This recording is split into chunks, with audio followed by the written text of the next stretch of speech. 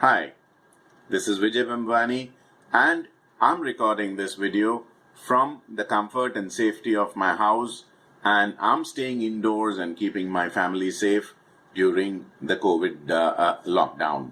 I hope you're obeying the lockdown and respecting the stay indoors instructions and keeping your family safe also. In this video, I want to share some good news which I have seen in the marketplace on the week ended 3rd of April 2020. I have in my earlier videos on Fast Profits Daily have made a case of how the future of the market trends, real politics, geopolitical events, and many near-term future events in the markets have been forecast by prices, especially in the hard assets or the commodities space. I stand by my view and I reinforce that very forcefully, especially with respect to what I have seen in the week ended 3rd April 2020. You see, commodities can be very broadly categorized into two kinds. One would be greed or consumption-based commodities, in which you would put your industrial metals, energy, that is crude oil and natural gas, and on the MCX, industrial metals would include aluminium, nickel, lead, copper, and zinc.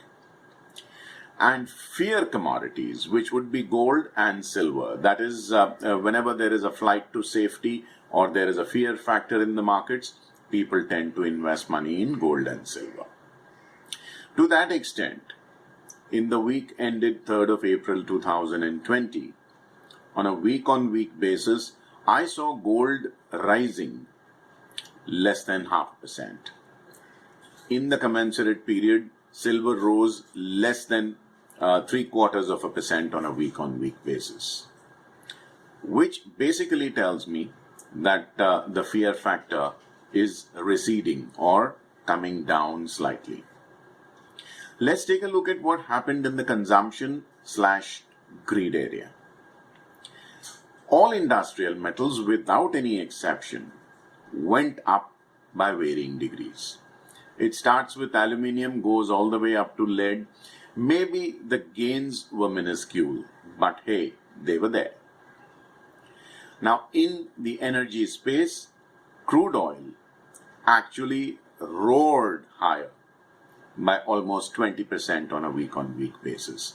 This is in line with my 16th of March video on Fast Profits Daily, wherein I had said that this oil price war is nothing but something similar to a street fight between two bullies who are basically interested in throwing the first punch and then will only resort to rhetoric, hot air, and empty talk, because none of them want to die, go bankrupt, or even kill the other guy. They are actually clamoring desperately for a mediator so that the price war can end and both can start making money again.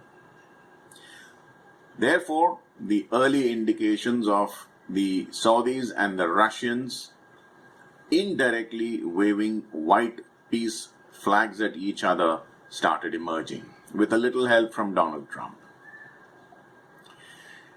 The Chinese have basically started the manufacturing processes. Their factories are now coming back to life.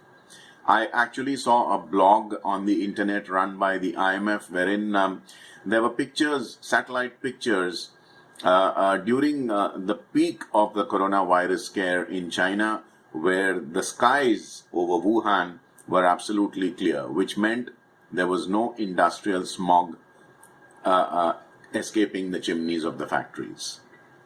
Over the last 1 week or so, industrial pollution is coming back, as is evident from the US satellites, which means the Chinese factories are coming back to life.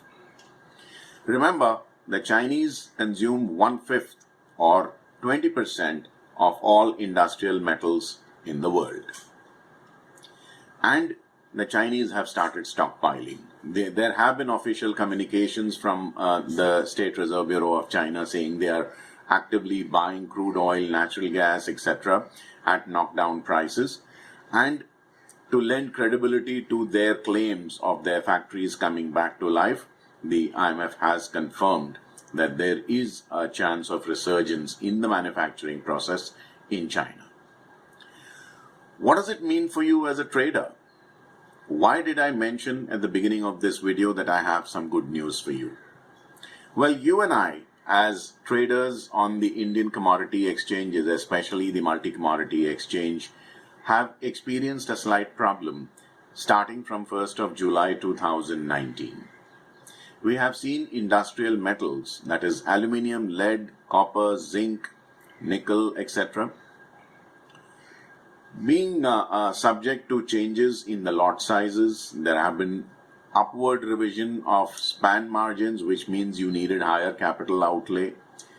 But they were compulsorily all marked in delivery-based settlement, which is if you do not square up on or before expiry day, you ran a risk of taking delivery, which is why the volumes shrank. Now that's not all.